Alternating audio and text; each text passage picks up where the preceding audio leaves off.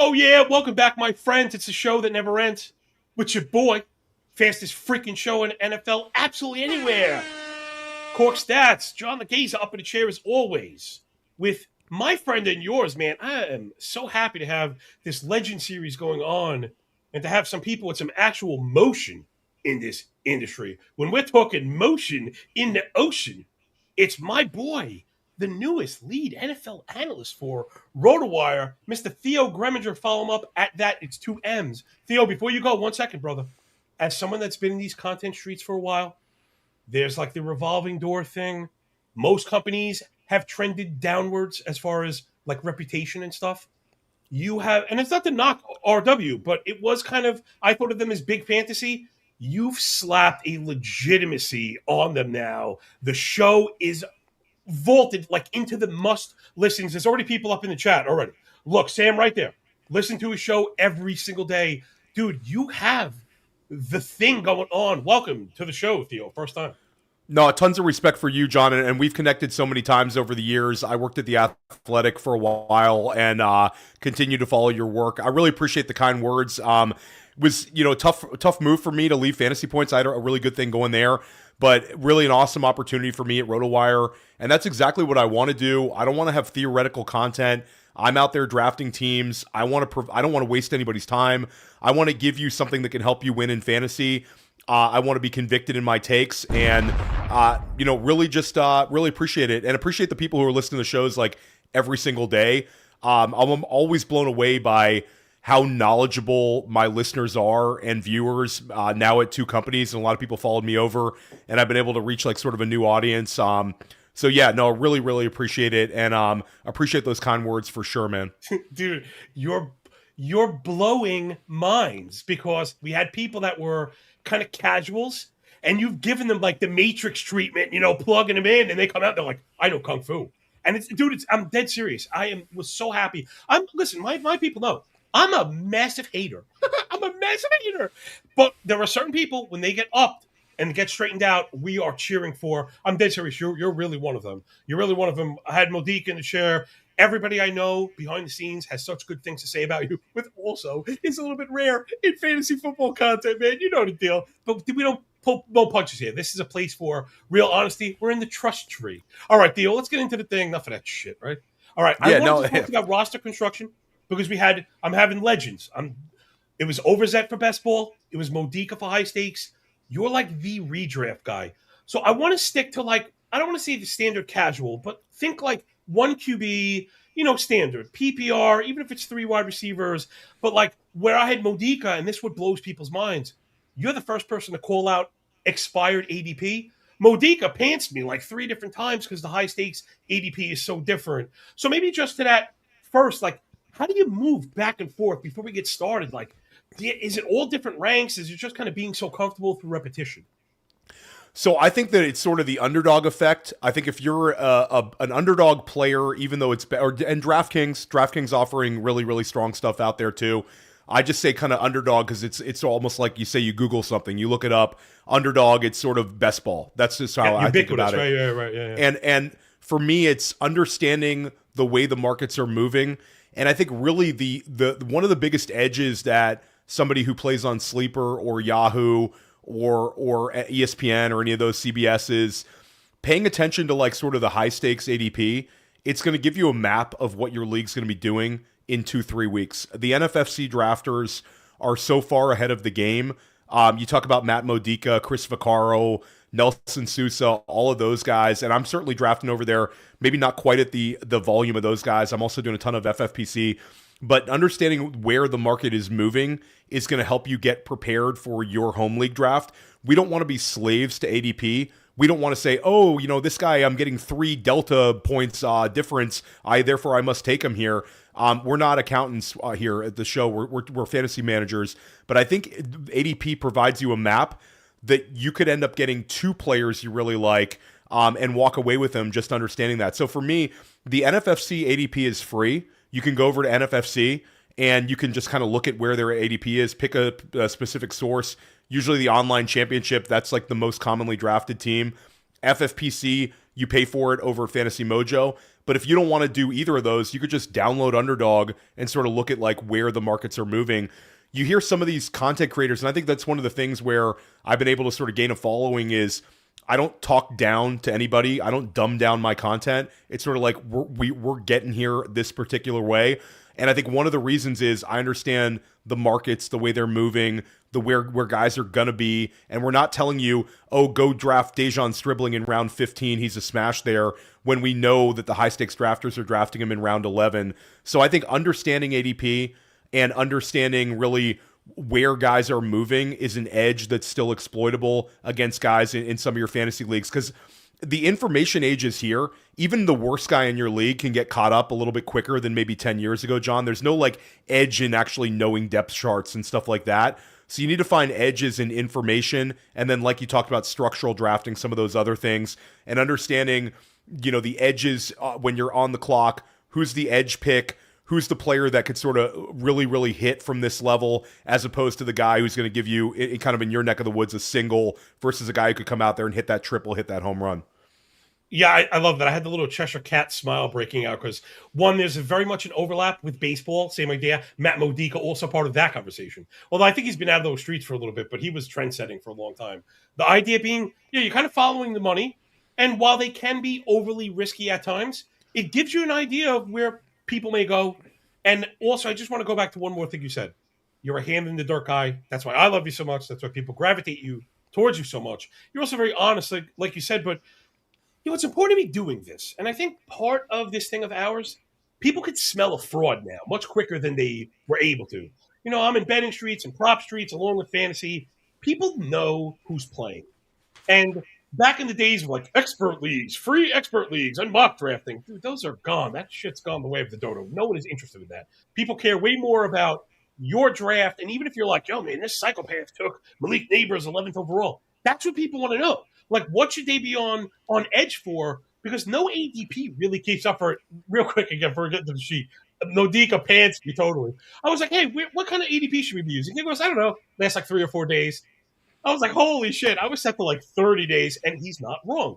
Especially this point of the year. I think earlier in the summer, a bigger sample is okay because the cruise ship moves a little bit slower. Now it's a speedboat. We're just, Magnum whipping donuts. All right, let's get into the roster construction thing because I think that's really it. Put you on the hot seat. And I know it's easy to do the open-minded thing. You don't want to go in with a strategy, any kind of hard, nailed down strategy. Though with enough drafts under my belt like I have, I feel like you need X running backs by round X. Could you fill in the X's for us? Yeah, it's a really good point. I just drafted actually a $350 FFPC entry team right before I jumped on this stream with you. And we ended up drafting Derrick Henry in round 2, which is a player that I was splitting a team with Ryan Heath, who's a really, really sharp guy. Oh, he's that's one of his guys. So he's a Derrick Henry in round 2. Like that's really one of the guys he's flag planning. I hate disagreeing with him, by the way. Damn. Yeah, I've been disagreeing with him a lot over the years. Sometimes you get him, but a lot of times he's right. But yeah, he's very like well thought out with his takes. But we take Derrick Henry, then we don't end up getting our running back 2 until round 6. We take Jonathan Brooks at the 607. Which I felt was an exceptional value. So you do run the risk if you take a hero RB strategy that you get steamrolled at the running back position. It's sort of a gravitational pull this year where those running backs go, then you get to the fun, basically all the running backs in round 2 go, then you get to the really fun upside round 3 guys like Breece Hall, Jeremiah Love. Then you get into the fun dead zone guys like Cam Scattaboo, and then you pick your poison. Everybody's got their favorite one inside of round 5. Sometimes you get a situation where those guys you're expecting to go at the 5-6 turn, they get dragged up to the 4-5 turn. So we've seen drafts where it's like DeAndre Swift goes 4-12, and then it's like the monsoon. Quinshon Judkins is gone, Scattaboo's gone, Bashal Tutin's gone, Jadarian Price gets pulled up. Then you can get left holding the bag. So I think that's why a lot of fantasy analysts and high-stakes players are telling you that running back is the most optimal start. For me, I still think that there's some value in hero or anchor RB this year, but you have to understand it's not like the old days where I can draft my running back in round 1 and then go wide receivers and tight ends and maybe get a high-level quarterback and then recover in round 7. you've got to pivot where a hero RB build this year, if you want to go sort of fragile at the position and try to embrace the edge of other positions, you're probably still going to have to attack your running back 2 in rounds 5 and 6. And I think really if you're a 0 RB manager this year, where if you're entering a big major contest and you want access to a 0 RB build and you want to go wide receiver, or wide receiver Brock Bowers, wide receiver, something like that, you're not going to be able to build out your running back 1 in round 7 like in the past. Those guys who used to go in round 7 are now going in rounds 5, round 6. So I think a 0 RB build this year really is round 5 and round 6 running backs. Maybe you get one more in like round 8, and then you piece it together. So drafting has sort of changed. You can still find the edge. I think a lot of times you talk about like groupthink and finding exploitable edges in fantasy. If everybody under the sun is telling you running back is what's going to win the money this year, attempting to do it the other way is an edge for us, John. And so I've been open-minded to a lot of these hero RB builds. I mean, I love a lot of those wide receivers that go early to mid in the first round this year. Then round 2, I've been a huge Brock Bowers guy. I think like in an NFFC format, completely open to him. Tons of exposure to him on Underdog. And I think you also have the option this year of I can build out a hero RB build from round 2, getting a Kenneth Walker, getting a guy like that, and sort of anchoring him down. So I think it's really being open-minded in the way you're building teams, but understanding the roadmap for running back. Like you said, if you're not careful, you can get completely steamrolled. Yeah, and especially at the top of the board, ADP has become so consolidated that you tell me the draft spot, I can almost give you the running back room. Right? If you have 1, 2, you know where you're going. Then there are some people, a lot of the running backs, we're going to talk about the second round guys. I'm going to have you rank those guys in a minute.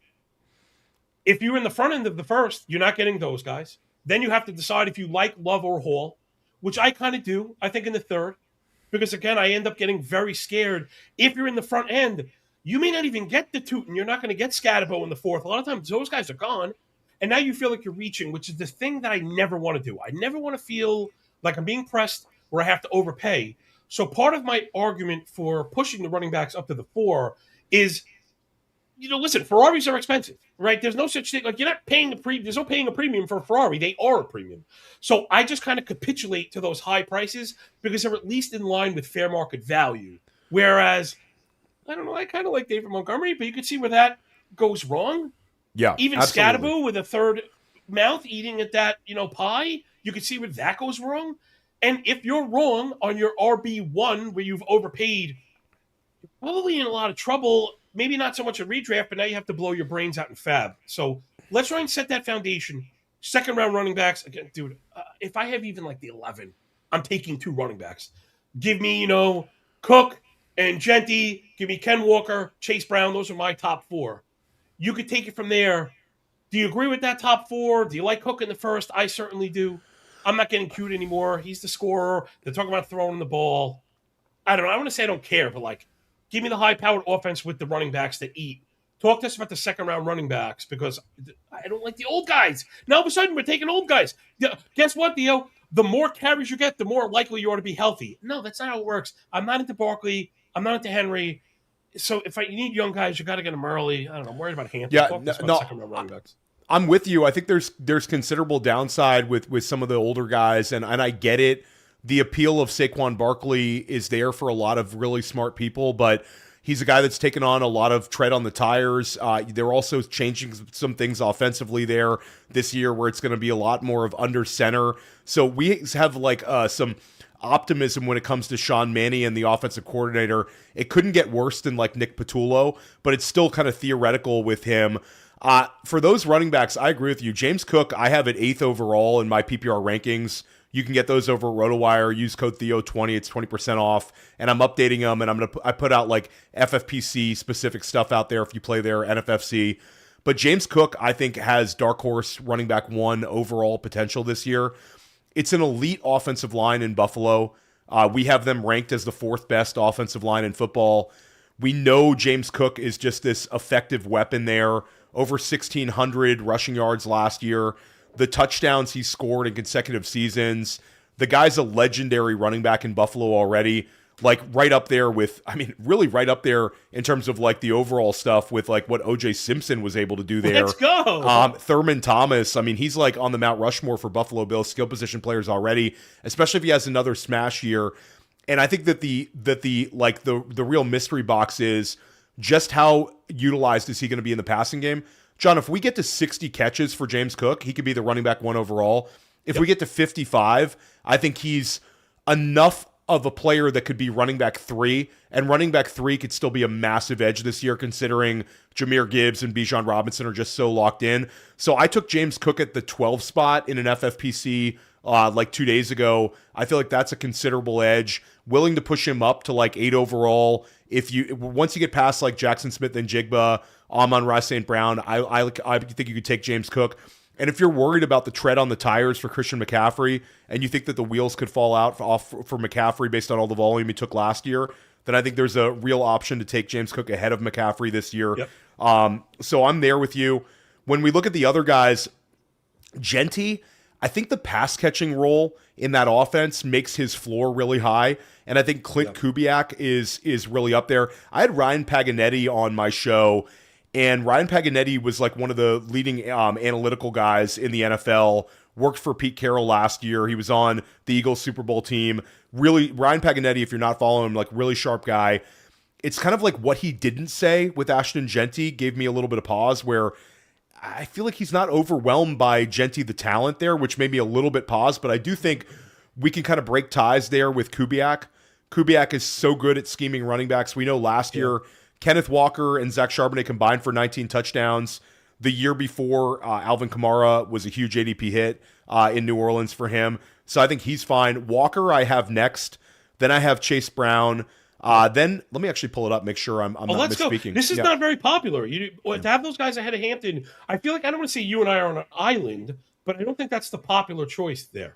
Well, I have Hampton 18 overall, so it's kind of splitting hairs here. You don't hate him. It's not a It ended the. I mean, when you're in the second half of the second round, being open to Hampton, I think is really strong there. Hampton is the bet there. If you're making a big bet on LA, the guy who's going to score all the touchdowns is going to be Omarion Hampton. And Mike McDaniel likes to mess with us a little bit. You've got the. I mean, he said nice things about Ollie Gordon and Jalen Wright. Ollie Gordon, split work share.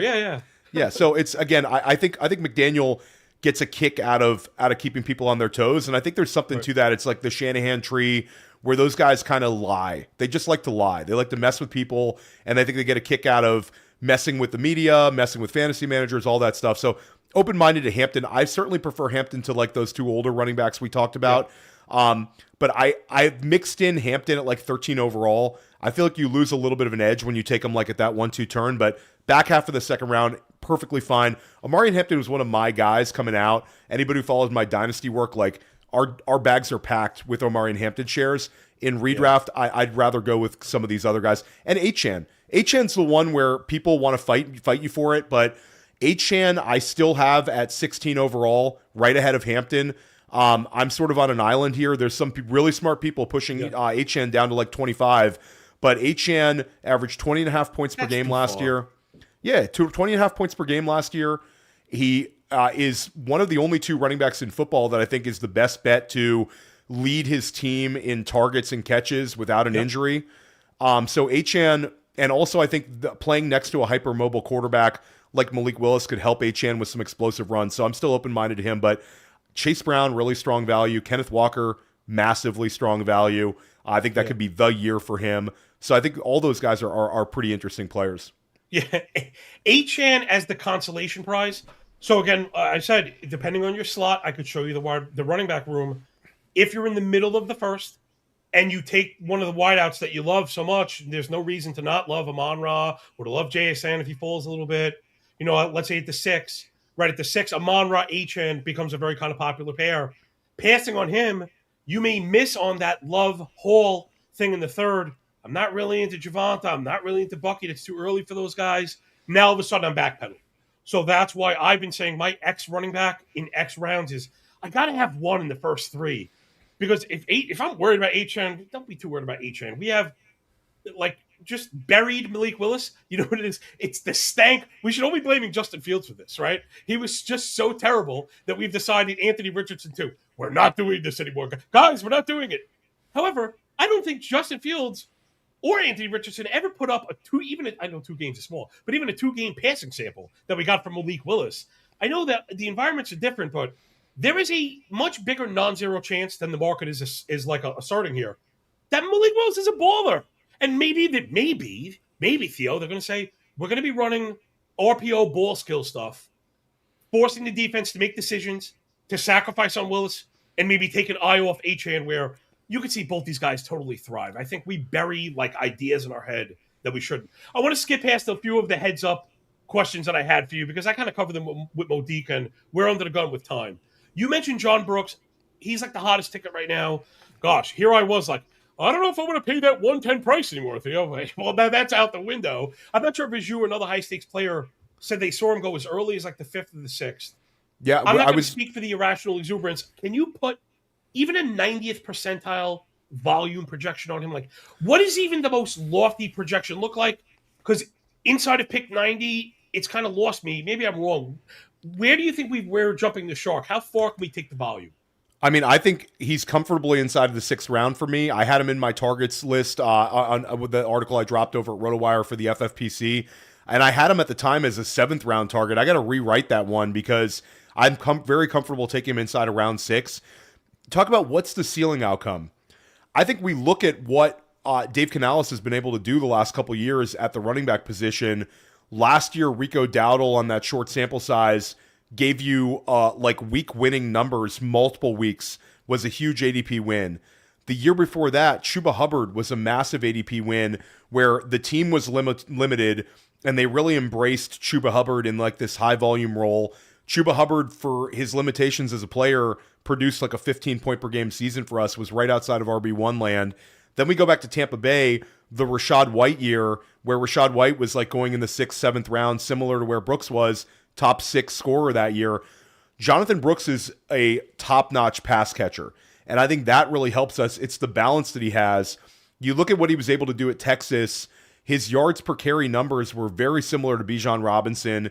He was the first drafted running back off the board in the 2024 class, and probably would have been a first-round pick if he didn't have injuries coming out. So we're talking about a first-round talent running back that they've been waiting patiently for, and it's been really unfortunate the first 2 years, but the vibes are immaculate right now. Dave Canales is talking about different packages for him, and I think for me, when you look at some of those running backs, you mentioned sort of the apprehension with a lot of those guys and sort of the downside risk. With Brooks, I think if he just stays upright, he can outscore a number of the running backs going ahead of him. And I think what does a ceiling look like for him?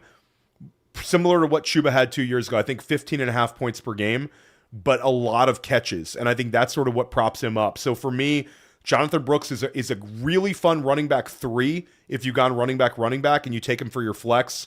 But I'm willing to sort of push the limit and go with him in my RB2 role. If you take him for your running back 2, you can add a guy like a Pollard, a Dobbins, a sort of get you by type value in a similar range a little bit later, maybe in the 8th round, and then really lean into Brooks. But now that Chuba Hubbard sort of is banged up, I think that the upside outcome could be there sooner than later. I think it really looked like it was going to be a split backfield that Brooks would take over. Now it might be Brooks right out the gate. And a lot of pressure on Carolina this year. They made the playoffs last year. They want to win games. And I think that Dave Canales is a sharp offensive mind, and I think we're going to see maybe the best type season out of Brooks this year. Yeah, you know what I just didn't notice as you were going?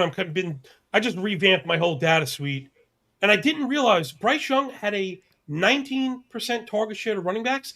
91 times he threw to running backs last year. I honestly didn't realize that. I was getting ready to counter with, well, what about Young not making that throw as much as we want him to? And, well, he made that throw. He made that throw quite a bit, 91 times a lot. If Brooks is going to command the lion's share of those targets, and generally there's a very high reception rate on those because they're kind of layups. And if he's skilled, yeah, you know what? Maybe my question was wrong asking about like a volume ceiling when we've kind of entered a realm where you don't need a volume ceiling to get the volume output, right? If I kind of put that right. All right, I think that's good on running backs. I want to move over to wide receivers. Talking to town, got to be Malik Neighbors. I got to take my L for love. Because here I was watching him running that softball game. He looked like my fat ass trying to get down to first base. It looked like my dad's post office softball league with guys that are like 300 pounds just running towards. Dude, there was a beer ball at second base. So that was the motivation. You get the second, you get to have a frosty one. And that's what he looked like. He looked terrible. I was like, I'm not taking this guy in the fourth round. He never fell that much further. Now he looks really good. He's making one-handed grabs. He looks awesome. I told myself a story well. Maybe I'll get him in like the third, and I'll mitigate some of that loss. It won't be a big deal. Dude, he's not even making it into the third where I am. I've seen some people even go front end of the first. You talk to us about Malik Neighbors. I mean, I think we know what the ceiling is, but like now are we just really expecting 100% return? 12-13 feels a little rich. I'm at like 25, but he doesn't seem to get there. What do you think about Neighbors? That's exactly where I have Neighbors. I have him at 25 and I actually moved him way, way up. I was ready to like full fade him. And it also shows you sort of like the beat reporters where we get into this crutch of just following our local beat reporters.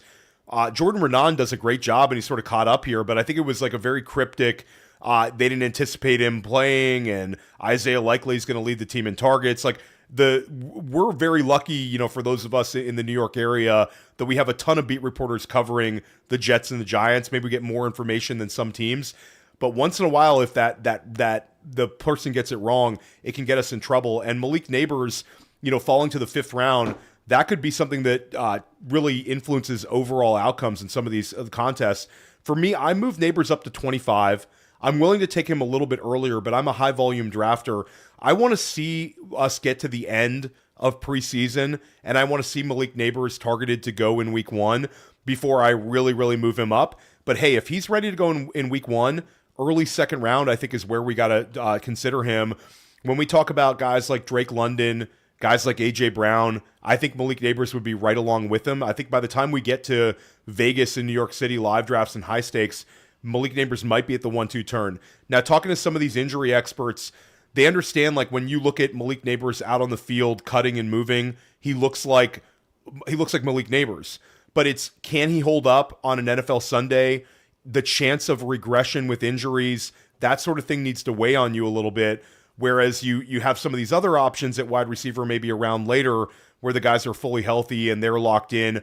Maybe their ceiling outcome is not the same as Neighbors. Maybe they're not quite the talent level, but they are clear wide receiver ones with tons of high potential usage. So he's a really, really interesting player right now. I took him last night at 24 overall in a $125 FFPC best ball contest where it was Gibbs and Neighbors. It was like a really nice run out for me.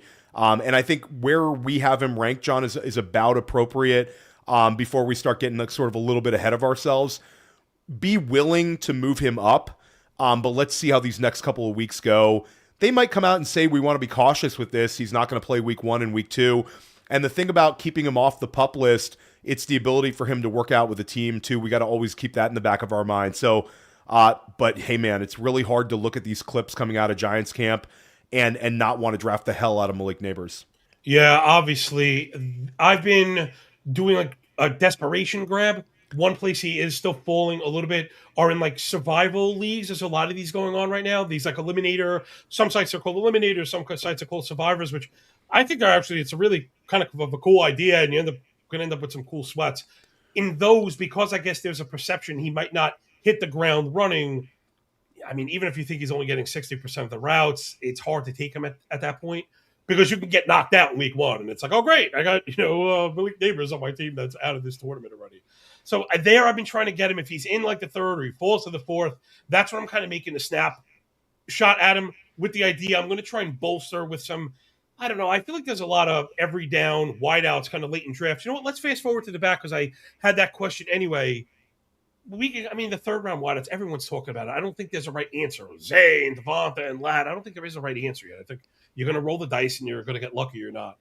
But once we hit the 10th round or later, I think this is where I think a lot of leagues are actually going to be decided. Who hits in the player that takes a step forward? I had names, just jot it down. You could pick those or any other ones. Guys I like, Jaden Higgins and Matt Golden, Romeo Dubs, guys that are like clear number twos in very good situations that I think could finish as, I don't know, I like to be even half a conservative. Back-end wide receiver twos, which would be tremendous profits at the cost. Do you like those names? Other names? Do you think? Sometimes I wait for like 2 or 3 of those. And I'm like, like, oh man, maybe I was a little too cute. Talk to us about like the double digit round guys, or even if it's ninth round or later. No, I think it's an interesting tier of wide receivers for sure. I'll throw Stephon Diggs' name in there because I think in a lot of leagues the ADP hasn't fully caught up. Where Diggs sometimes you see him go in round 9, but then he falls into round 10. I think Diggs could end up being a really, really fun piece. We look at him averaging like 12 and a half points a game last year in New England. I think that's sort of what we're looking at in Washington. He's been a consistent 20% target earner. There's an outside chance that he could end up out-targeting Terry McLaurin this year. The bet is still on McLaurin being the 1, Diggs being a very strong 2, but it's an offense that I think is going to try to get the ball out of Jaden Daniels' hands, especially with the Laramie Tunsil injury. So I think Diggs, the vibes are very strong for him in Washington. He's also a DMV guy, sort of going home.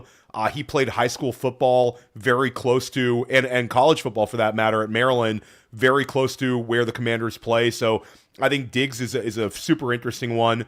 I've been into Jaden Reed, but I'm also open-minded to drafting Matthew Golden. The sort of the year 2 breakout narrative where he could end up breaking out in a major way here. He was a polarizing prospect for a lot of people because he ran too fast at the combine. And a lot of smart people like pointing out that the fast guys don't hit. But there's some good vibes coming out of Green Bay with Golden. And I think even though I like Jaden Reed, Matthew Golden is the bet to be on the field the longest. And I think there's a lot of contingent upside with all the Green Bay receivers. There's less of a threat. There's not like the Romeo Dubs. There's not the Dontavian Wicks types. It's probably Savion Williams as the wide receiver 4, who has sort of a capped upside, a capped usage guy. So if one of the wide receivers goes down, I think 2 of them could be in play in our lineups. So I think they're all pretty fun. I'll throw Dejon Stribling in there because I think he's going to end up being in the mix. Dejon Stribling looked great last night. He had 7 catches, which I think it was historically high. I think only 2 other players have ever, rookie receivers have ever had 7 catches like this in a preseason game. So he's on being fast-tracked, and he's going to be in the Ricky Pearsall role, where we really thought he was going to be in the Juwan Jennings like blocking slot role, which it wouldn't be very fantasy viable. But Stribling's going to be on the field a ton. And when you start talking about contingent upside, Mike Evans already a little banged up, 33. George Kittle, 32. Where does he play week 1? Pearsall's done for the year. So the run out for Stribling has been really good. Even Kirk had the calf, right? Even Kirk is banged up. So it's basically Stribling and a bunch of 32, 33-year-olds, and Christian McCaffrey also 30 years old. So I think Stribling is super interesting. And then when you look at you put in the comments, or excuse me, on the show sheet, the Browns wide receivers. I've been drafting a ton of Casey Concepcion, and I was drafting a ton of Denzel Boston as well.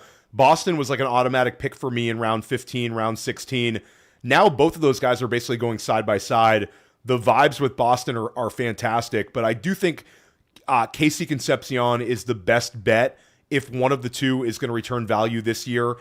He's a dynamic playmaker, a kind of player that offensive coordinators want to get the ball in his hands, sort of like a Zay Flowers type, but a little bit taller. KC was about 6 feet tall at the combine, but that same sort of really dynamic ability with the ball in his hands that Zay has.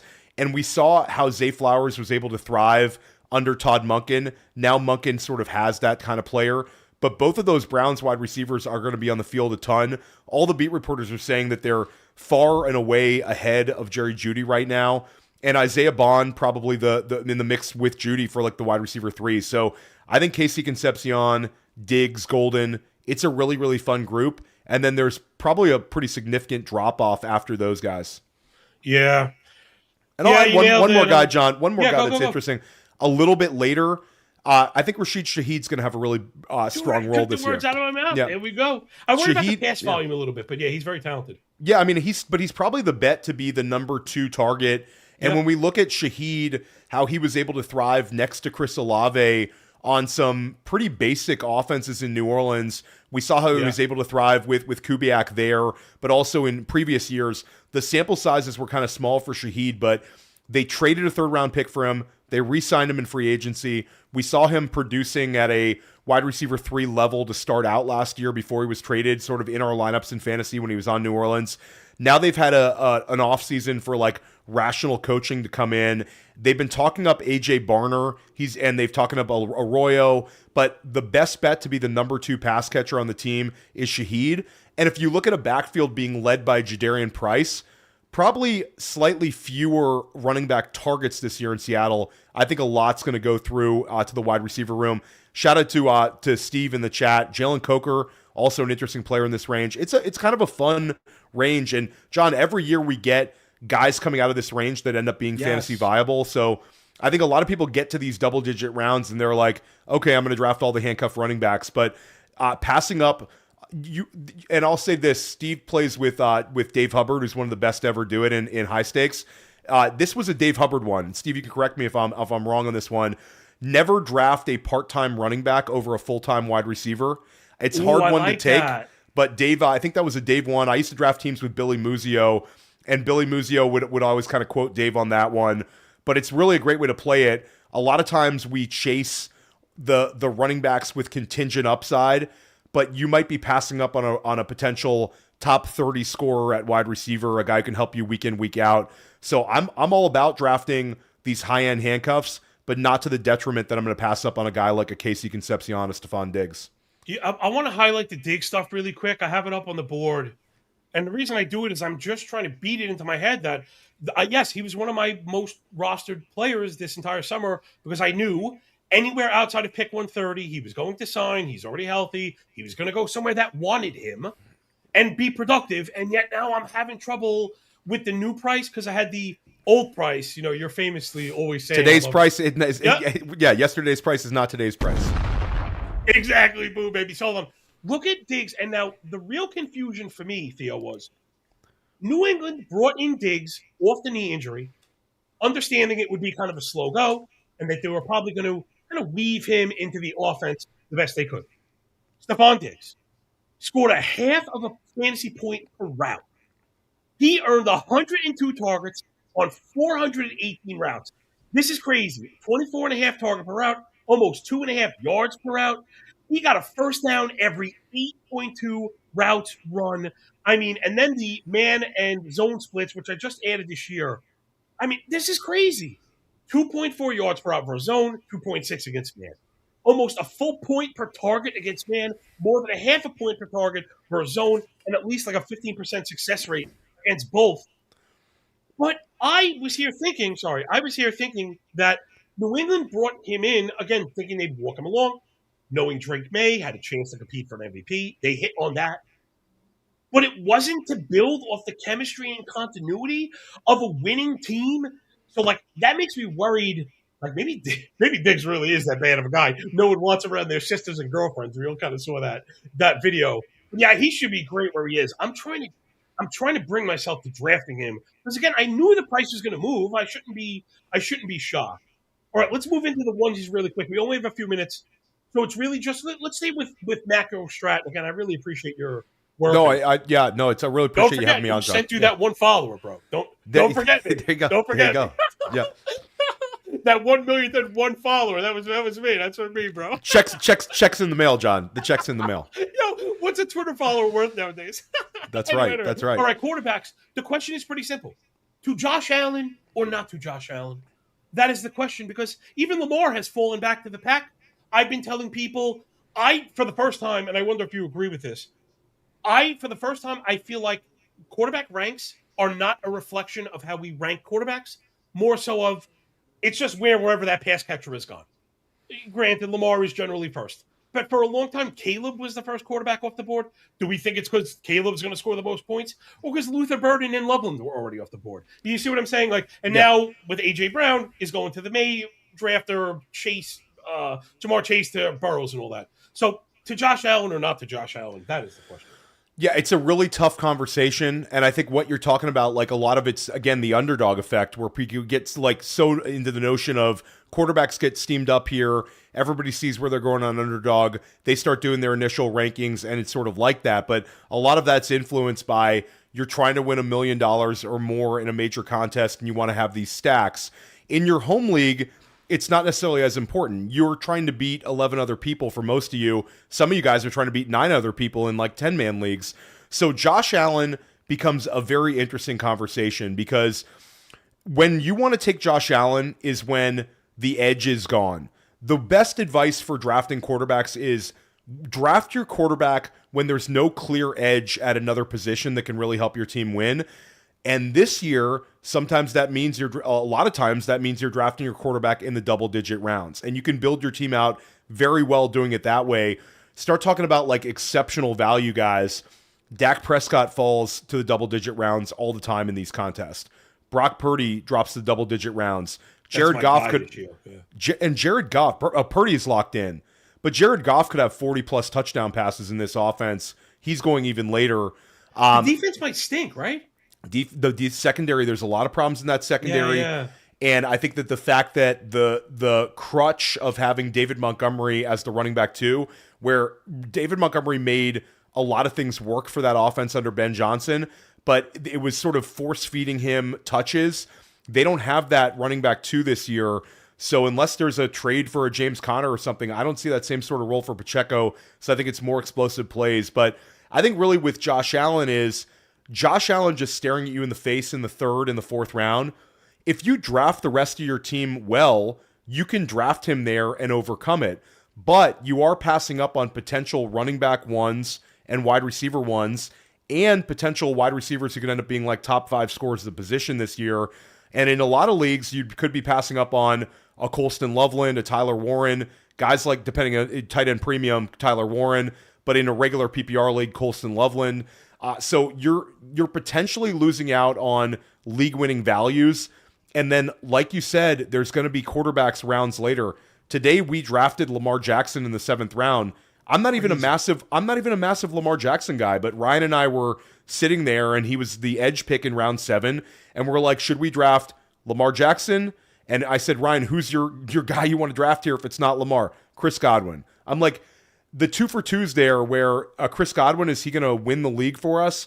Lamar Jackson could very well. So I'm open-minded to Drake May. I'm open-minded to Jaden Daniels. A lot of times you get them in round 8. And then I think I'm also open to double-digit rounds quarterbacks. So all strategies work if you pick the right player. But if you pick Josh Allen, understand you could be passing up on a running back or a wide receiver who could really, really help you win. But he's still Josh Allen. I mean, he's too big to fail. So I understand sort of building it out in different ways. It's sort of your comfort level and your conviction on those guys that are going around. That's like leading us back to what we talked about at the beginning of the show, understanding ADP. But I will say, I mean, Steve's in the chat here. He drafts a ton. A lot of times if you draft that quarterback in round 6, round 7, round 8, you end up looking in round 12 and saying, I could have passed on that guy and I could have got your guy, Brock Purdy, in round 12, round 13, John. So it's be open-minded at the quarterback position and then just keep in the back of your mind, if the biggest edge on the board is quarterback, that's when you pull the trigger. Yeah, to me, all this says there's never been a better argument for standardizing Superflex. I think the QB decision has become too easy, where in a home league, I could just get Malik Willis in the last round. Is that what you're telling me? If that's the case, then we need to all be drafting 2 quarterbacks. All right, we'll talk about the rest of it another time. Theo, I'm going to stay on and answer all the questions in the comments and stuff. Why don't you promote your stuff, everybody? If you're not following Theo Show, dude, I wasn't just glazing you, man. I told you in the DMs, and I don't lie. People know I talk so much shit here. I very rarely say nice things about other analysts, but dude, you deserve it. You put in the work. You got upped, right? And we're all cheering for you because you do the damn thing. So everyone follow Theo Show at RotoWire. Where else do you have everything going?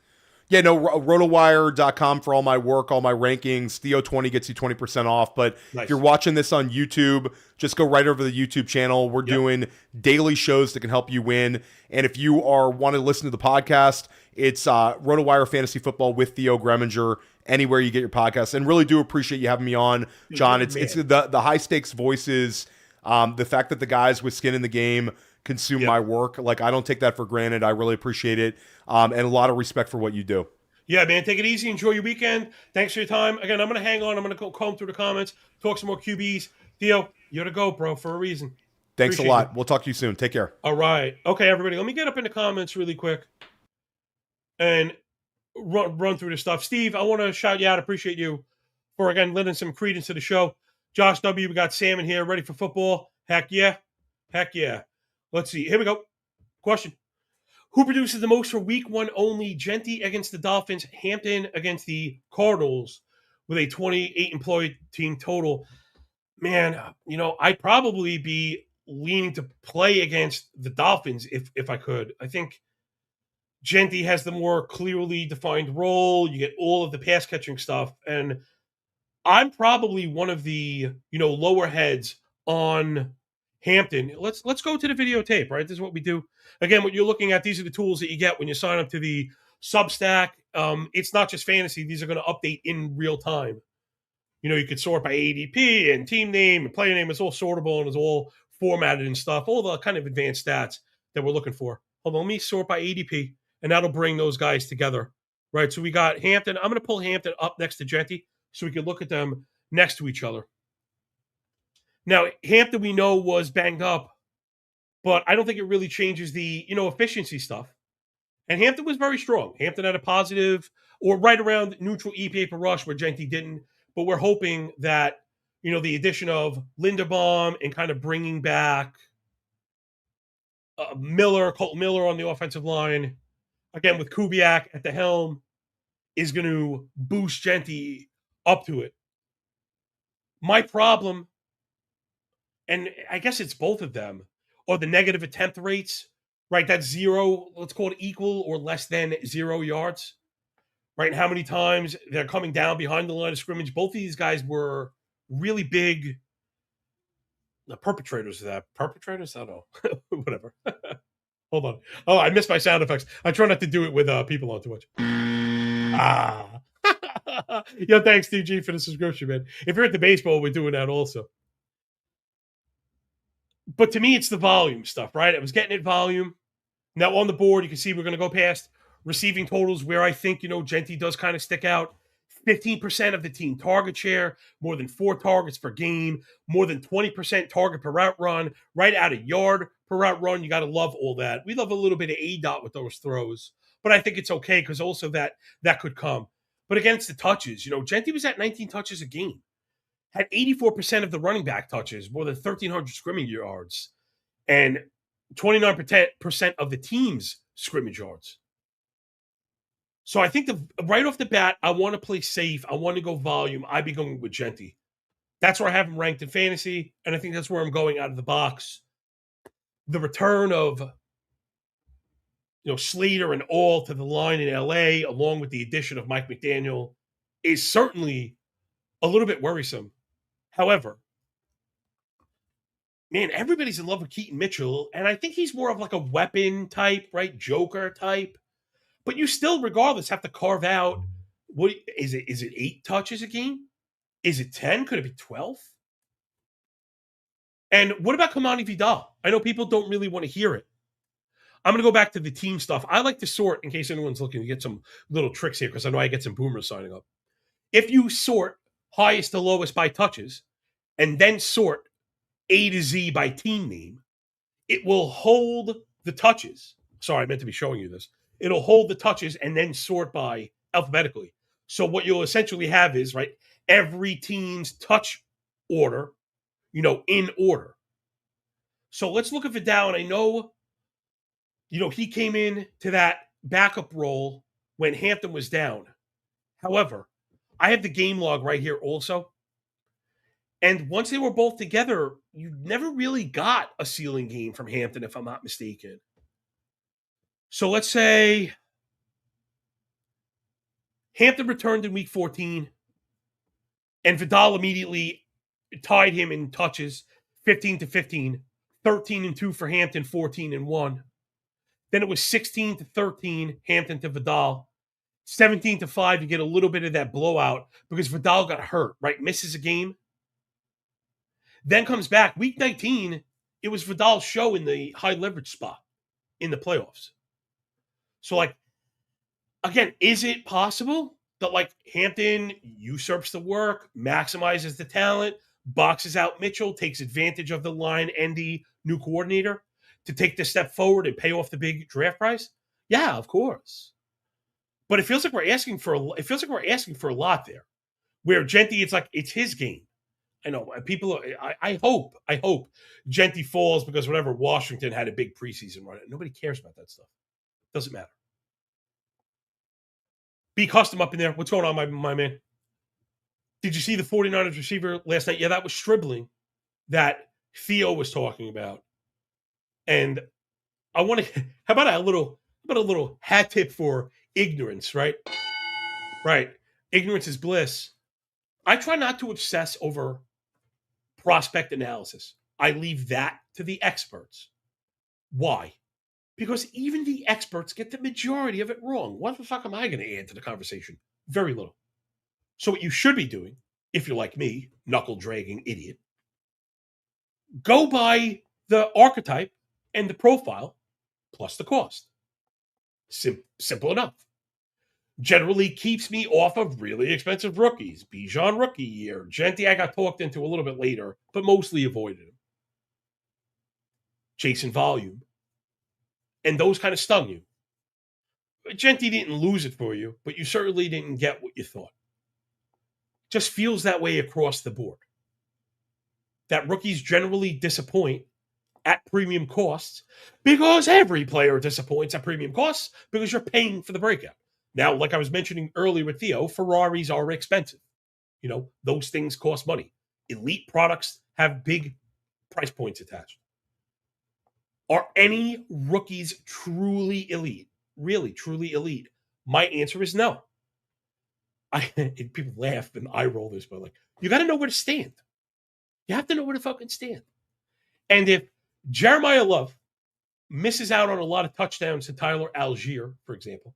Now, maybe Love is a bit of an exception. I've mentioned him more than once this show. I am drafting him. But the market's corrected, right? That same elite draft capital running back that we're expecting all the touches from. This is basically Ashton Genty.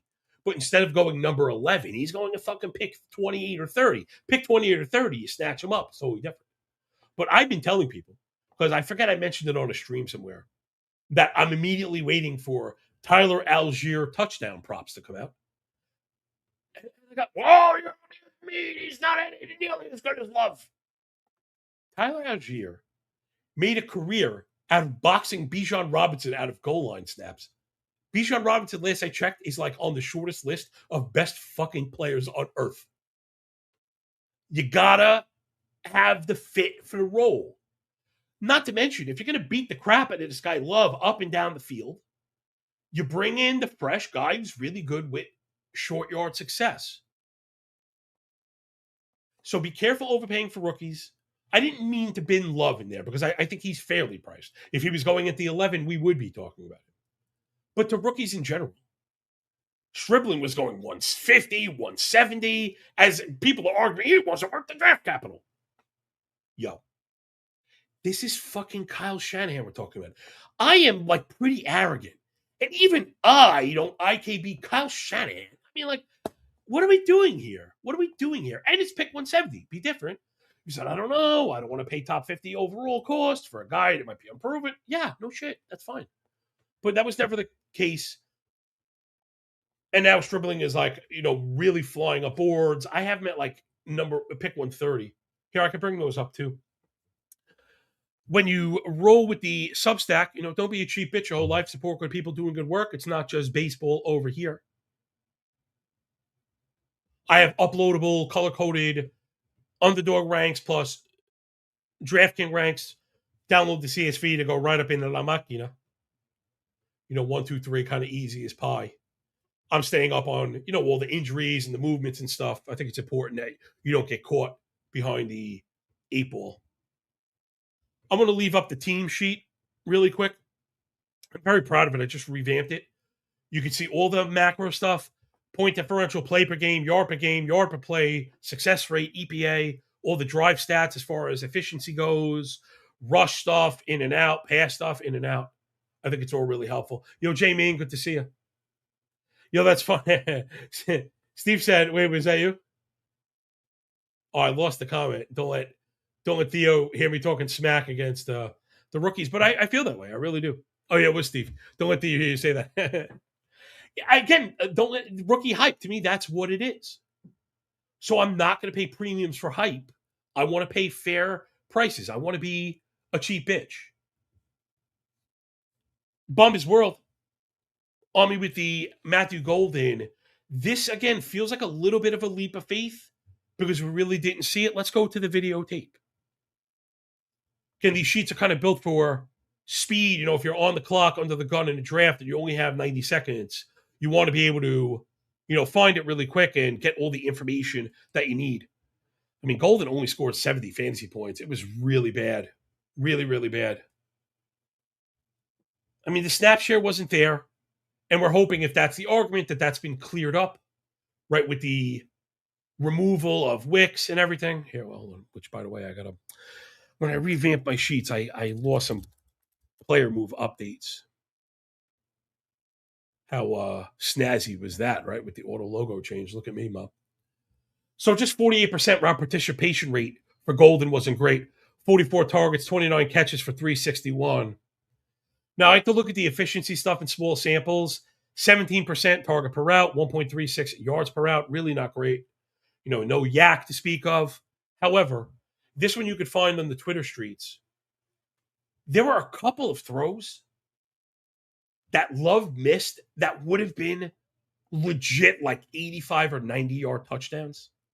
And if we're talking about a burner that's at 12.5 ADOT, those are going to be baked into the cake, meaning this is like the Deshaun Jackson theorem. You know, the guy, he can, famously go 2 for 135 and 2 or whatever. You got to reel them in. You don't get a lot of the chances, but sometimes you do. And when you do, those are winning plays. So let's say Golden reeled in one of those. You might have seen that play a million times, getting beaten over the head with it. So at just 39 air yards a game, I don't think that's the player that he is. Right? I think the volume opens up that air yard share. And then this is what sold me on Golden. One of the things that I added to the sheets I was mentioning with Diggs before. Yeah, Steve says Diggs is a great pick. Was taking him all year. Dude, me and you both, man. How are you dealing with the rise in price? Because I struggle with. I'm a bitch. I'm a cheap bitch. That's what I am. A cheap bitch, you know. And I don't want to pay it. I don't want to pay the new price. I don't want to. You can't make me. I don't want to do it. But you're gonna have to do it if you want Diggs. And I think those high probability throws on offense can be really effective. Let's finish up with Golden though. So the target rate versus man was very low. However, 1.5 yards per route, more than 2/3 of a point per target, 9% success. That's pretty strong. Again, zone. And this is what really got me, because as the kind of speedster, we think about lined up out wide, sacrificial X, whatever fucking terminology people want to put on it. I think that's misplaced when you have the zone beating numbers that we're seeing here. 1.7 yards per route, almost a half a point per target, 10% success rate. Wait a minute. I thought this was a one-trick pony. And if the drum beats out of camp are congruent with reality, there's an easy breakout case for Golden here. And I like Jaden Reed too.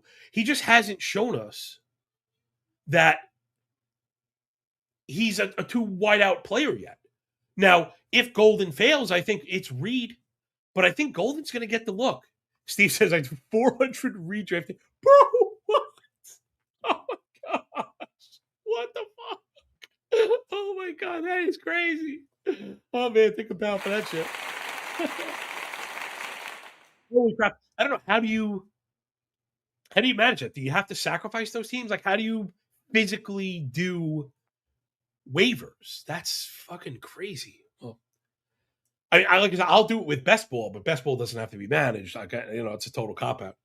So there's my argument for Golden. I think he's a little more versatile than people thought. And also, last thing, I have a slot section, play action section, alignment section. I really tried to bolster the data set here. And again, these are going to update after every game for you. I don't think anybody could beat it for $2 a week, but whatever. The slot stuff is also pretty encouraging. He ran 8 slot routes a game. Now, he only earned 1 target, caught most of them. Had a really good success rate, didn't get in the end zone. But I didn't realize that Golden was splitting the slot so much. If they're going to get creative with him, with his speed, and again, a lot of this, well, I know I'm not saying putting the cart before the horse, but there is a lot of like ifs and nuts or candies and ifs and buts or candies and nuts here. But again, it's baked into the price. Golden is cheap. So I've been bad about it on Golden. Let's get back into the comments. Let's see. High on Garrett Wilson. He'll be a top 10 wide receiver. J-Main, good to see you, brother. Let's check out the wide receiver stuff for Garrett Wilson. You know, I haven't, as I'm a Jets fan too, I have not been drafting Garrett. And maybe I should. I've tended to like, Lad McConkey or Egbuka there. You know, some of the other guys that are going there. I like Devonta Smith in the third. I like Zay Flowers in the third. So I've been missing out on Wilson. But man, it looks pretty thick here. In case you were wondering, the highlighting is done by percentile, right? So anything in a dark red, you're talking 90th, you're talking 90th percentile or whatever. I mean, Wilson, definitely a volume guy, man. Playing all the snaps, 88% route participation. 32 routes a game, I'm sorry. That's what I meant. 88% snap share. Although that route stuff's got to be off. I'm going to go double check it, regardless. More than 8 because he was out. All right, I'm sorry. He was out. 8 targets a game for 5 catches. Now, the stuff that we really do care about and why I probably should be drafting Garrett Wilson. Like, if you're right, this will be why. 26% target per route, 1 3/4 yards per route, just 12.5 routes per first down, more than 76 air yards a game on a team that was total dog shite. I mean, that was like the worst quarterback play imaginable. And he's versatile also. I think I need to correct myself on Wilson a little bit. Man, 31% target per route versus man. The target share just crazy versus man stuff. Success rate through the roof. 2.5 yards per route. Again, with like the worst quarterback play you could possibly imagine. We would have liked to seen a few more deep targets. I guess he did get 8 for the limited time. And he did have 65% of his routes out wide, which I don't think people necessarily know off the top of their heads. But the slot stuff is where he's going to butter his bread. 12.5 routes, more than 22 yards per game. And that's that PPR floor that we love so much. Someone was asking about tight ends. Where did I see that? Tight ends can break out as a rookie, says Sam. Yeah, we've seen it now recently. For a while, that was a thing that really never happened. But once it happens, the skill is owned. Yeah, Bump, I'm with you. I don't know how he does it. Oh, okay. Steve says he splits up his team. Nelson is like a world-renowned fantasy player, by the way. Tyler Udis asks, who do I take 101 in my dynasty startup? I mean, isn't it Gibbs? Either Gibbs or Bijan, right? I'm taking Gibbs. Just again, there's too many injuries for me to be thinking about the future. I'm the kind of dynasty player I'd be trying to win every year. I'd be selling all my picks. I'd be give me all the old veterans, right? Mike Evans has no value in that league. Excellent. I'm going for the championship. I think there are too many people who play dynasty for like 10 years in the future trying to build this, again, like a true dynasty. Where to me, if you replace the word dynasty with keeper, for me, it's a little bit easier to go about that. So I wouldn't overthink the 101. I think they're both young guys. Like I wouldn't take McCaffrey, right? If he was the 101, I'd be avoiding those guys like the fucking plague. But Bijan and Gibbs are both very young. So with their careers totally in front of them, running backs are going to be inherently, problematic as far as injuries goes. It's just what it is. Tight end question. Do you like early tight end? I'm high on Bowers, but there were so many good picks in the second round. What do you think? Okay, so for me, this one again comes down to that drafting position. I hope it's not groupthink. I like to think it's efficiency in early ranks. So to me, it depends what's left. I've already been very clear. I really like Brock Bowers. I got to get my running backs. Got to get them. Got to get them. So one of those mid, like first round draft picks, if I took any of the wideouts, if I have JSN, if Puka fell, with the biting stuff, whatever the fucking crazy bastard he is, JSN, Monra, and one of the backs that we mentioned is left, I'm taking Brown, Walker, Achane over Bowers. I am taking Bowers over Barkley, over Henry. I'm on the fence with Hampton. The more I draft, the more I want the running back, and I don't want to say going against my better judgment as if I could see the fucking future. I can't. But I'm kind of holding my nose and making the Hampton pick, which maybe is a mistake, and you should take the guy you want and not force yourself into a position. But it's not like I hate Hampton. What I do hate, to finish on the question, Henny, is right that mid pick. If I go wide receiver, then Bowers, there's no promise that a running back I really like is getting to me in the third. I'm not drafting Javonte. I'm not touching Javonte. I don't want Bucky Irving either. You can fucking have that. I am drafting Hall. I am drafting Love. The problem is they're not making it to the middle of the third hardly ever right now. Hardly ever. So you have to kind of think downrange a little bit. And that's where I've been struggling with the Bowers stuff is, what does that mean for my team? Then are you going to get Scatabo in the fourth? Do you like Scatabo in the fourth? Are you going to get Tootin in the fifth? Do you like Tootin in the fifth? Montgomery sandwich somewhere in there? Let's look at Montgomery really quick. We're going to get out of here in a few minutes. Yeah, Sam says you get the Jet discount as well. You should. They suck. Okay, so let's just... I want to look at some of these running backs under the microscope, and then we'll get out of here. Appreciate everybody for following along, like and subscribe. All that shit matters more than it should. Again, no one, trust me, I've done like 20 fucking content job interviews. No one has ever asked me, not once, do people learn from your show?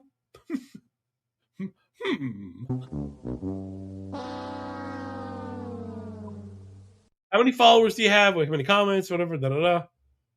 Meanwhile, like, you can have people dragging you in the comments or being a total shitbag, and that's better for you than people silently nodding along and watching your show or whatever. All right, so I've been trying to get on this like David Montgomery thing, and I've been struggling. He feels like a kind of a dead, like a lack of juice kind of guy. All right now I have Scatabo, Montgomery, Swift, Tootin, Judkins. That's up there. I guess maybe I can come around on Judkins. I worry that Sampson is such a good receiving back, and they might be so terrible that let's say the Browns are finding themselves behind, and Sampson really is the pass catching back. Remember, Judkins coming off a really bad injury too, late in the season, mind you. None of these workloads are guaranteed. We don't know why would they run this guy into the ground? That might not be the way they want to go about it. None of us can speak to that stuff. So you look at Montgomery. I mean, I don't know. They brought him into kind of bell cow, right? 4.5 yards per attempt is good. Just over 3 yards after contact per attempt is pretty good. EPA per rush, just under negative. That's not that huge. The success rate wasn't great. Explosive rush rate wasn't good. He faced a ton of 8-man boxes. Not sure that's going to change unless CJ Stroud can show he can challenge him deep. Hit behind the line a lot. That line was trash. Maybe that gets better. The pass catching stuff is good because remember, he was behind an elite pass catcher. But there's plenty of reason to be worried about rolling out David Montgomery as your number one. I think in redraft is probably pretty safe. But if I have David Montgomery for redraft as my RB1, I'm looking on the waiver wire immediately and also supplementing the entire way. Right, the David Montgomery draft is when you have to get Krosky Merritt, you have to get Jordan Mason, you have to come down with guys that could step into roles, right, and be real and be big off the bat. Yeah, hitting on late RBs is awesome, but one you don't want to have to need it, or you have to, I don't know, whatever. Right? You can't need it. It has to be a supplement or a bonus, and I think that's a problem when you're risking with these guys. Maybe I need to get on Swift a little bit more. He's got some nice numbers across the board. He's got the receiving chops. Bear should be looking at, decent scripts. We like them. They should at least be playing close. And I just haven't been drafting DeAndre Swift. I don't know why. Sometimes, yeah, Jamie, you ain't lying. Got to be a lucky mother sucker. That's right. If you wait on RB, you got to get lucky. So this ties into Bowers' question. As much as I like Bowers, gosh, man, I like Dalton Kincaid 100 picks later. For real. I like Isaiah Likely 110 picks later or whatever. I like Kobe Parkinson 160 picks later. Let's take a look at that really quick. This, I promise, will be the very last thing. I ended up diving into the Rams pass catching stuff, particularly with the tight ends, because Terrence Ferguson has become I don't know, he's like the freaking chronically online pick. You know what I mean? If you're chronically online, you know people who are drafting too much Terrence Ferguson. And while I think you want to be part of a good offense, there is a chance because of his target depth here. Let me highlight this stuff as I'm talking about it. I was trying to figure out why Ferguson is going behind Parkinson. And, Parkinson had more routes. He was also more efficient, earned more targets per game, had a significantly better target per route run. How many among you knew Kobe Parkinson had a 23% target per route, 1.67 yards per route, 10 routes per first down? I mean, these are all really good. Where Ferg didn't really earn the targets, didn't really have the yak. Parkinson had double the yak, almost double the routes per first down. Now, Ferguson did have the air yards, and I think that feels like a piece of the argument, which I get. However, that feels like imposing a role that we haven't seen yet. And I'm like, how often will it happen? Now, Ferguson was excellent against man, and maybe in situations where LA is expecting to face a lot of man, Ferg gets a ton of run in that situation. Like, I understand. I'm not saying I don't understand the premise, but I'm not going to fail to make the price-based argument, which is there are drafts where, the sun comes through shit.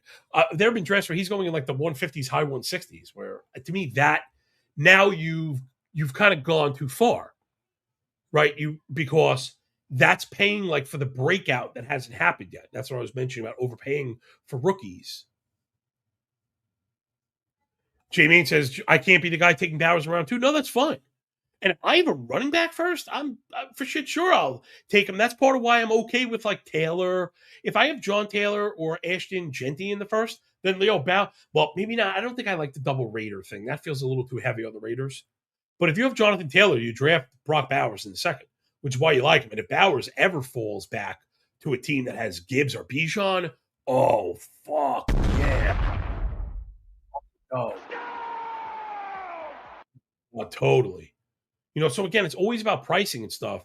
And the Ferguson having jumped up to 179 on underdog with Parkinson at like 200, I just don't really get it. I mean, Parkinson was fantastic versus man, even better. 21% target rate, 2.5 yards per route, full EPA. Every target was worth a point to Parkinson versus man. He was also significantly better against the zone. He did not have the deep shots. He didn't have the explosive receptions. But he was one of the main focuses in the play action game. A little more did you know? Where's fucking Puka on this bitch? All right, so Parkinson had more play action targets than even Devontae Adams, right behind Puka. He was only 3 play action catches behind Puka. Now, granted, the yardage aren't there, but 31% target per route in the play action game. You're here telling me about multiple tight end sets, the Rams' offensive prolificity. Hold on. That dog don't have, brother. But you're talking to me about a really explosive offense with the Rams, And I'm like, why don't we want like the tight end, like the tight end? I mean, I guess Higbee is kind of floating around. I feel like he's always banged up, and I guess I should have mentioned his efficiency stuff. Was it even good? I should have mentioned it while we were talking about it. Decent, like decent target per route, decent yards per route.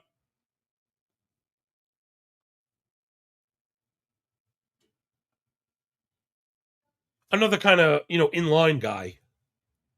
Where I guess again I understand how Ferguson would be the guy to stand out. Yeah, Jamie, that's too many Raiders. Two Raiders is too many Raiders. Yeah. Although you're saying not stacking Jets, I think it depends which Jets. Meaning, I mentioned not taking Wilson earlier. Like, oh, geez, I just ruined my video. See, that's why I need a producer. Anyway, I'm not taking Wilson, so I will take like the late Jets. Like, I have a shit ton of Geno to Adonai Mitchell. I was drafting Mitchell. I was tweeting about that. No one cared. I mean, I don't have any emotion in fantasy football, which actually is funny. I would have time to talk about it with Theo. So, like, Theo was rolling with fucking Scott Barrett and shit. These guys talk on podcasts and ADPs move. No one gives a shit what I'm talking about. But that doesn't make us any less sharp. It doesn't. It doesn't. I'm not trying to put myself up there with Theo, but my point is, we're doing the research, right? We're doing the work. I have the hand in the dirt. We've got some bona fides here. All we're missing is social media clout, which is not like that important. So I feel like we're in a really good spot to have, me as like this buffer between high stakes, big fantasy, and like what's going on in the ground. Again, we're like when Corrine and Sherman and the guys I look up to and follow nonstop, when they're planting flags, you see the market move, and I pivot against it. I could plant a flag. No one gives a shit. Nobody cares. So I think that actually offers us a little bit of like a unique opportunity to be so vocal as like a small community going up against big fantasy. Like Corrine loves fucking Mahomes. I'm not drafting Mahomes. Why would I draft Patrick Mahomes in fantasy football? I don't know. I don't know the answer to that. I feel like the Chiefs already showed us they've redesigned themselves, reinvented themselves, where the Tyreek Hill days are over. The Chiefs are happy, like matriculating up and down the field. They go and bring in a bell cow back in Kenneth Walker. Mahomes coming off the leg injury, not that big of a runner anyway. I mean, listen, doubting and betting against Patrick Mahomes is a good way to end up in the fucking poorhouse. But again, it's a price thing. At pick 90, you have to take him over both Jackson Dart and Brock Purdy. I don't like him over either one for either. Pick a reason. Pick a reason. Purdy, you're late back stacking with Kittle and Stribling. You could fucking blow up your league with picks in the double-digit rounds. Dart, you may have got neighbors, you may not have. Dart can stand alone the way he runs. I like Isaiah Likely. You could even get Malachi in the last round. He's hardly even drafted. He doesn't even get drafted in every 20th round league. Camp is starting to come through. And I think the bullish neighbors news will knock, was it Malachi Fields? Off boards. So yeah, a million ways to skin a cat without scratching his asshole. Let's get out of here. I appreciate you all. Subscribe to the channel, press the like button, follow me up on Twitter. And if you are into the stats and the data, I've got rankings, projections once the season kicks off. Player projections, custom every week. I have my own calculator. Optimal 150s, I have my own. And then all the data that you saw. Plus, I do bets like reception ladder stuff. I don't like to be a pick selling service because sometimes I get too busy for that. Plus, going to be doing audio, going to be doing the show, going to be doing fantasy waivers for paid subscribers also. So enjoy the day, enjoy the games, enjoy the day. When we're done with the book, enjoy the pay. Shout out to everybody for listening. I appreciate you, Sam, J. Main, for doing the thing. And Banj on the way out the door, supporting your guy. This is Sparta! Damn right it is, Remember, when you work this freaking hard, the winning feels a lot less like